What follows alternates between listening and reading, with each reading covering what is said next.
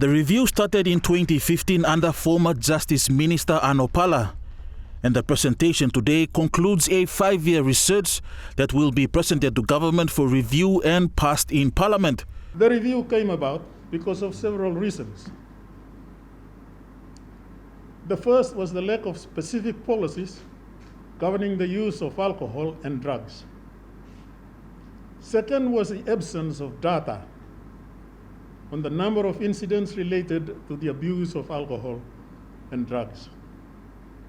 Third was an increase in the number of media reports about the problems associated with the use and abuse of drugs. The review was conducted in consultation with 9 relevant government agencies. The 21 recommendations cuts across legal, policy and administrative reforms that is simple and practical. This report is timely, and the government should be commended for stepping in the right direction to refer this review to the CLRC, especially in light of the fact that alcohol and drug abuse, or put simply, substance abuse, is already a growing national concern that is affecting almost all facets and fabric of our society. Moreover, this report will now enable the national government to review outdated laws that has failed to capture changing trends in drugs and alcohol abuse, a trend similar to last year's cocaine bust in Central Province.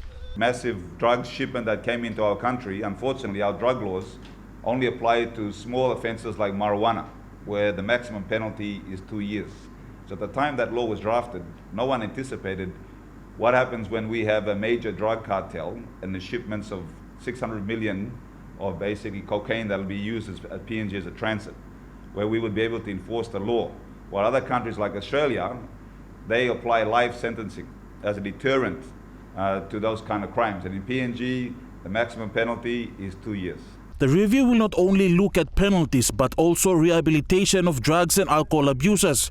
This, the minister says, is important as many youths are victims to this abuse. And we as a government and as a country need to do more to address this issue of alcohol and drugs abuse, and not just talk about it, not just develop laws where we're going to penalize someone when we don't even have the ability to enforce that law, but also in terms of policy and programs that we can inspire and mentor our young people and to avoid them taking a path where they're involved in drugs and homebrew.